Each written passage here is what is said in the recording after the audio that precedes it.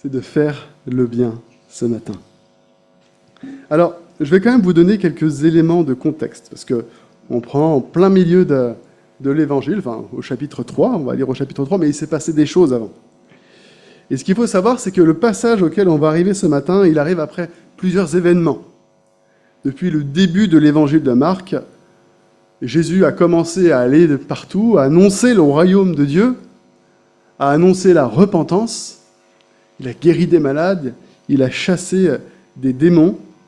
Mais il y a aussi des tensions qui ont commencé à émerger entre Jésus et les autorités religieuses de cette époque. Et ces tensions n'ont cessé de grandir. En fait, tout a commencé avec un premier événement. C'est l'événement où Jésus a guéri un paralytique. Peut-être que vous connaissez, des amis de ce paralytique ont fait descendre le paralytique par le toit. Ils ont ouvert le toit. Ils ont fait descendre ce paralytique par le toit pour que Jésus le guérisse. Mais Jésus a dit une chose à ce moment-là. Il a vu le paralytique, il a vu la foi de ses amis, il a vu la foi du paralytique et il a dit « Tes péchés sont pardonnés ». Or, qui peut pardonner les péchés ? C'est Dieu. Et à partir de ce moment-là, les scribes et les pharisiens ont commencé à lui tomber dessus et à essayer de voir tout ce que disait Jésus et qui n'était pas, à leurs yeux, conforme à la vérité. Alors Jésus, il a pardonné les péchés. Et ensuite, il a mangé avec des pécheurs, avec des personnes de mauvaise vie, ce qui a scandalisé les pharisiens. Ses disciples ne jeûnaient pas. Ça a encore scandalisé.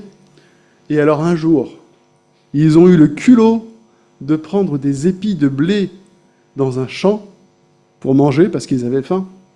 Mais c'était le jour du sabbat.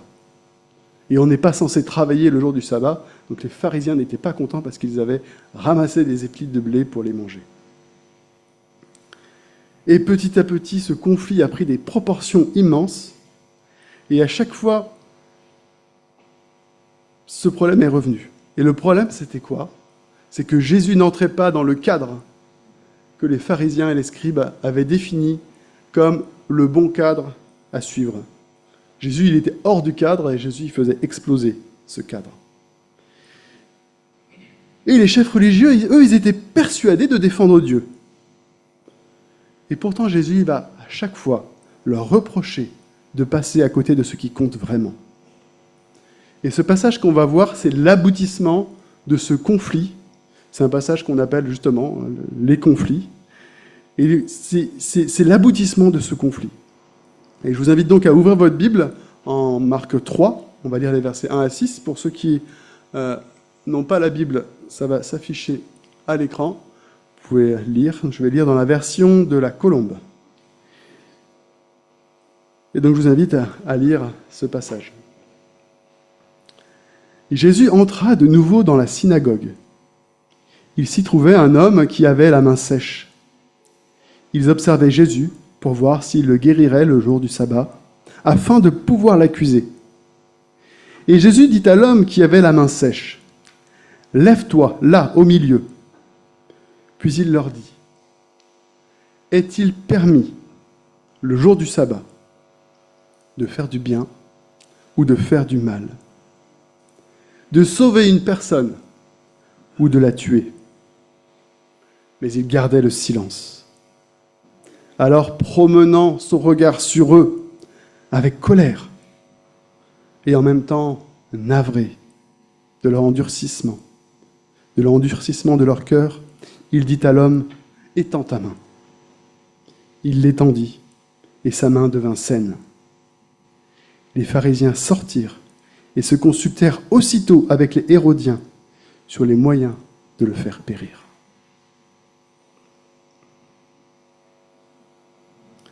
Jésus entre dans une synagogue.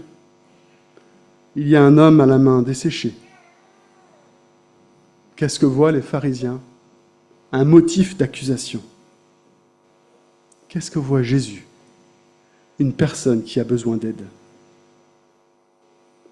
Et au milieu de cette situation, Jésus pose une question qui va bien au-delà du sabbat. Est-il permis un jour de sabbat, de faire du bien ou de faire du mal, de sauver une personne ou de la tuer. Cette question ne concerne pas que les pharisiens. Elle nous concerne encore aujourd'hui. Nous vivons dans un monde qui parle beaucoup de justice. Les médias réclament la justice. Les politiques promettent la justice. Et les réseaux sociaux, et nous, dans les discussions autour des repas de famille, eh bien, on rend nos propres verdicts. Mais au fond, qu'est-ce que c'est la justice? Et pour Jésus, la justice de Dieu, ce n'est pas d'abord une question de règlement.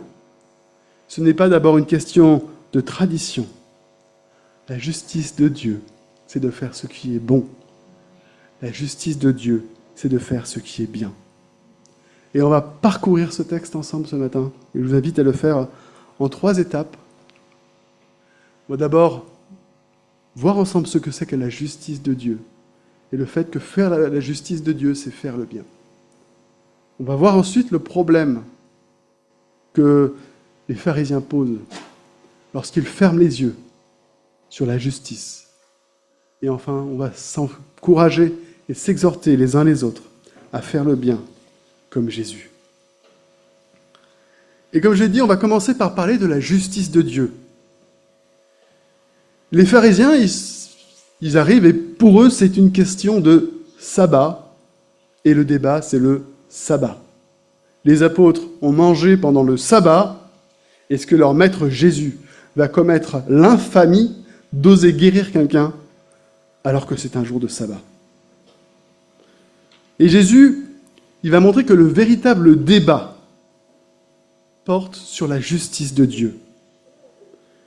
Il a répété encore une fois cette question de Jésus qui est au centre de ce passage ce matin. Est-il permis le jour de sabbat de faire le bien ou de faire le mal, de sauver une personne ou de la tuer? Le débat ne porte pas sur le sabbat en lui-même. Est-ce que le sabbat c'est bien ou est-ce que le sabbat c'est mal? Le sabbat c'est quelque chose qui a été donné par Dieu. Mais là, Jésus, ce n'est plus du sabbat dont il a envie de parler. Il veut aller au-delà de cela. Il veut parler du bien. Il veut parler de la vie. Il veut parler de ce que Dieu attend vraiment de son peuple. Les pharisiens veulent parler de ce qui est autorisé ou pas. Ils veulent parler du sabbat. Jésus veut parler de ce qui est bon. Les pharisiens veulent savoir ce qui est permis. Jésus veut savoir ce qui est juste. Pourquoi est-ce que Jésus peut se permettre ça? Parce que Jésus, il a l'autorité de faire cela.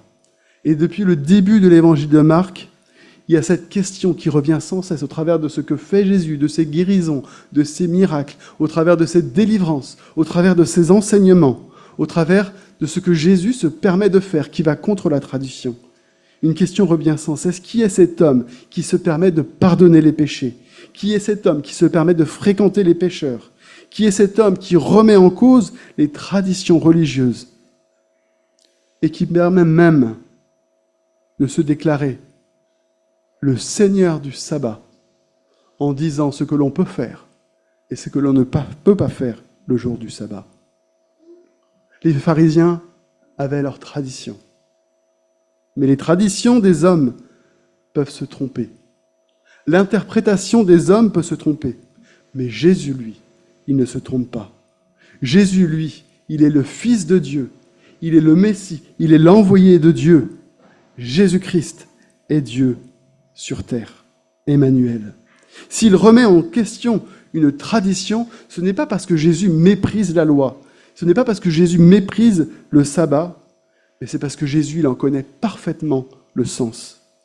Jésus, il est l'auteur de la parole. Et Jésus, il est celui qui accomplit la parole. C'est pourquoi il veut rappeler à ses contemporains, aux pharisiens, aux hérodiens, aux sadducéens, aux scribes, aux chefs religieux, il veut leur rappeler ce qui est véritablement le cœur de la volonté de Dieu. Et toute la Bible, depuis la Genèse jusqu'à l'Apocalypse, va dans ce sens. Ce que Dieu demande à son peuple, c'est de pratiquer la justice, c'est d'aimer la miséricorde, et c'est de défendre les faibles. C'est aussi de prendre soin du pauvre, de prendre soin de l'étranger. Un peu plus tard, toujours dans l'évangile de Marc, Jésus dira ceci aux scribes et aux pharisiens. « Malheur à vous, scribes et pharisiens hypocrites, parce que vous payez la dîme de la menthe, de l'âneth et du cumin, et que vous laissez ce qui est important dans la loi, la justice, la miséricorde et la fidélité. C'est là qu'il fallait pratiquer sans négliger les autres choses. La justice de Dieu n'est pas seulement une théorie ou une doctrine. C'est important la doctrine. La question n'est pas là. La justice de Dieu, elle se voit lorsque le bien est accompli. Et Michée résume cela ainsi. On t'a fait connaître, ô homme, ce qui est bien. Pratiquer la justice, aimer la miséricorde et marcher humblement avec ton Dieu. Ce n'est pas une invention de Jésus. Le fait que la justice de Dieu, c'est le bien et la miséricorde, on voit cela dès l'Ancien Testament. Jésus ne fait que rappeler la volonté de Dieu. Cette justice se voit en Jésus. Michée, dans ce texte, il associe directement la justice au bien. La justice consiste à faire le bien que Dieu attend. Et dans notre contexte, dans ce contexte en particulier de Marc, cette justice, elle a un visage. Cette justice, elle est concrète. Cette justice, elle se voit dans cet homme, malade, avec cette main desséchée. La justice de Dieu, elle n'est pas abstraite. Ce n'est pas juste un concept qu'on peut découvrir dans un vieux grimoire. La justice de Dieu, la justice de Jésus-Christ, elle se manifeste dans des situations concrètes, dans des actions concrètes, dans la manière dont nous traitons les personnes que Dieu place devant nous. Et c'est précisément ce qui se passe dans ce texte. Il y a cet homme à la main desséchée. Pour les pharisiens, cet homme n'est qu'un détail de l'histoire. Ce qui les intéresse, c'est est-ce que Dieu va respecter leurs règles ou est-ce qu'il va les rompre et est-ce qu'ils pourront le condamner? Jésus, lui, ne voit pas un cas théologique. Il voit une personne. Il voit sa souffrance. Il voit quelqu'un qui a besoin d'être restauré, d'être guéri. Et Jésus ne se pose pas la question, qu'est-ce que je risque en l'aidant? Parce qu'il y a un vrai risque. Il y a un complot qui est en train de se lever contre lui. Jésus, la seule question qu'il se pose, quel est le bien que mon Père veut que j'accomplisse aujourd'hui?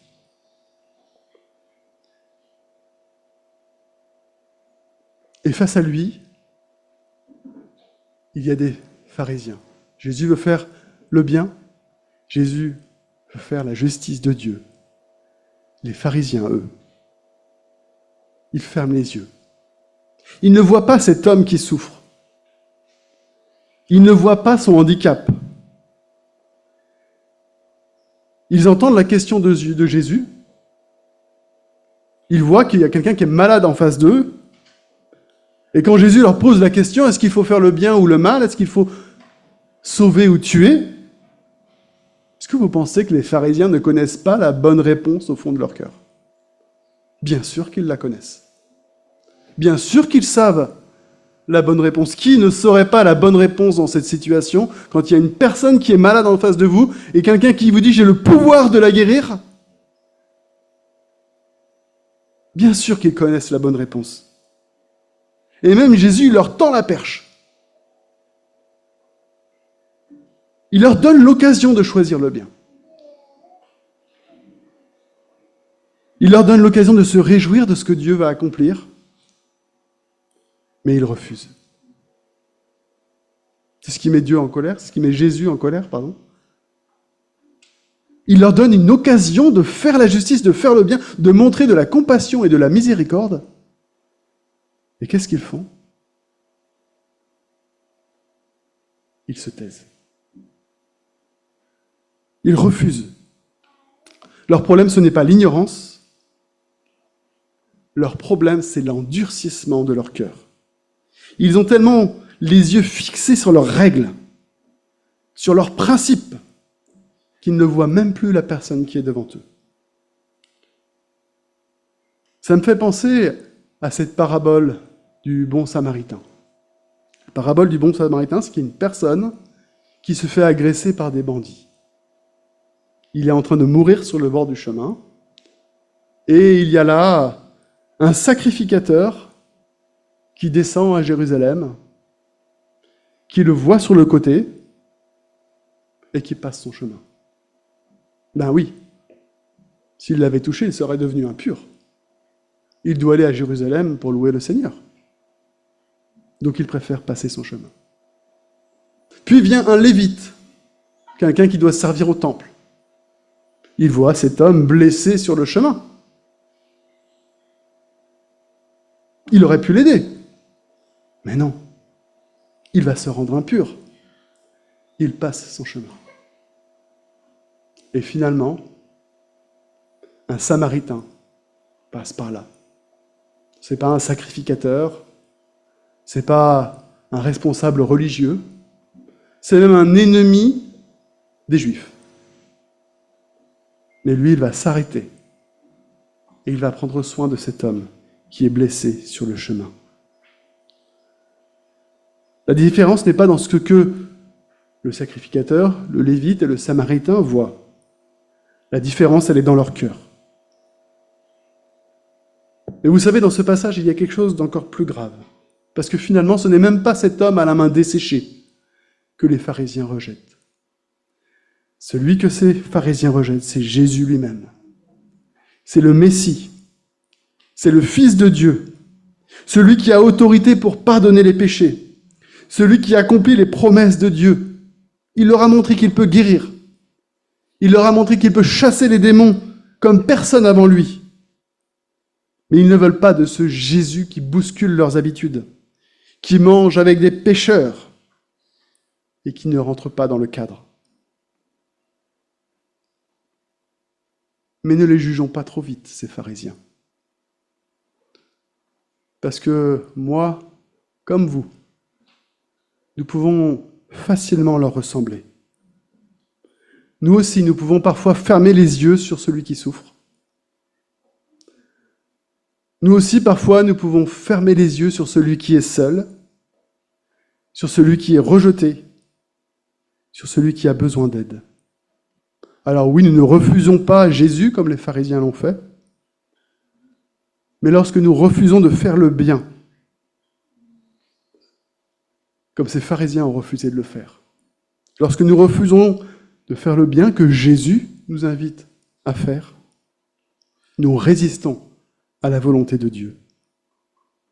Jacques, au chapitre 4, verset 17, nous dit ceci. Celui qui sait faire le bien et qui ne le fait pas, commet un péché. Lorsque nous refusons de faire le bien que nous pouvons faire, nous péchons, comme ces pharisiens qui ont refusé de faire le bien, qui ont refusé ce bien que Jésus pouvait faire à cet homme malade. Pas pour les mêmes raisons, mais le même résultat. Nous sommes pécheurs. Nous pouvons parfois même aller jusqu'à fermer les yeux sur nos propres cœurs. On a toujours des bonnes raisons de ne pas faire ce qu'on devrait faire. On trouvera toujours des bonnes raisons de fermer les yeux sur celui qui a besoin d'aide. Demain, quand j'aurai plus de temps, quand je serai moins fatigué, quand quelqu'un d'autre pourra le faire à ma place. Celui qui est là en train de me demander à manger, il n'a pas vraiment besoin de manger. C'est juste qu'il est paresseux ou qu'il veut en profiter pour aller acheter sa drogue. Je ne vais pas l'aider. Qui n'a jamais pensé cela? Mais Jésus, il est attristé par cet endurcissement du cœur humain. Et il nous appelle à garder un cœur sensible sur ce qui compte pour Dieu. Alors les pharisiens voient un problème, Jésus lui voit une personne. Les pharisiens cherchent une occasion d'accuser Jésus, Jésus lui voit une occasion de restaurer. Jésus voit un homme, Jésus l'appelle, Jésus le place au milieu, Jésus agit. Comme Pierre le dira plus tard en Actes, Jésus de Nazareth allait de lieu en lieu, faisant le bien. Voilà ce qui caractérise le ministère de Jésus. Il allait de lieu en lieu et il faisait le bien. Partout où il passe, il apporte la vie, il apporte la grâce, le pardon, la guérison, l'espérance, la délivrance. Pourtant, Jésus sait que ça va lui coûter quelque chose. Et déjà, à la fin de ce récit, les pharisiens préparent la mort de Jésus. Parce que Jésus devra mourir un jour pour sauver tous ceux qui mettent leur confiance en lui. Et pourtant, Jésus ne renonce pas à faire le bien. Parce que la justice de Dieu, Jésus le sait, vaut mieux que l'approbation des hommes. Et ce matin, la question nous est retournée. Ce matin, Jésus nous questionne. Ce matin, Jésus me questionne. Ce matin, Jésus te questionne. Qu'est-ce que tu vas faire? Quel est le bien que Jésus te demande de faire et qu'il place devant toi aujourd'hui? Pour certains, ce sera une parole d'encouragement. Pour d'autres, un appel téléphonique repoussé depuis des semaines.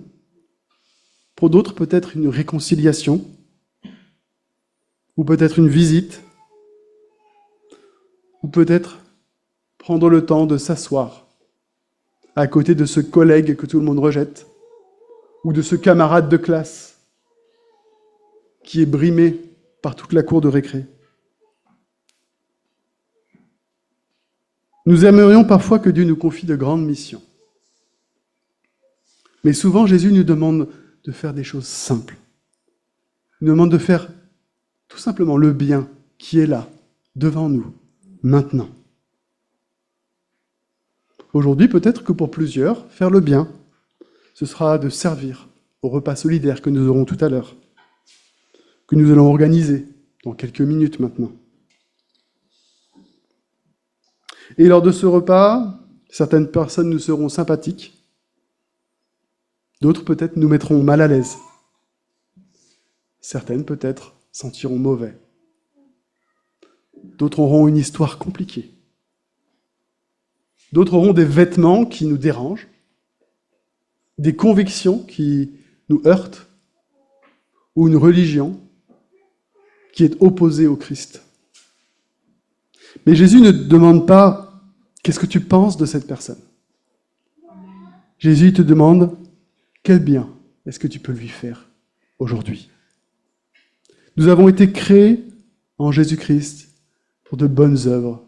C'est ce que Paul nous dit en Éphésiens. Alors aujourd'hui, que ce soit pour ce repas solidaire ou quel que soit le bien que Jésus met devant toi, ne reste pas spectateur. Ne ferme pas les yeux sur les besoins de celui qui est en face de toi. Fais simplement le bien que Jésus place devant tes yeux. Dans cette synagogue, les pharisiens ont vu un problème. Jésus a vu une personne. Les pharisiens ont protégé leur système. Jésus a restauré un homme. Les pharisiens ont fermé leur cœur. Jésus a fait le bien. Aujourd'hui encore, cet appel de Jésus à faire le bien résonne jusqu'à nous. Oui, dans quelques minutes, nous aurons l'occasion de faire le bien. alors que nous préparons ce repas solidaire.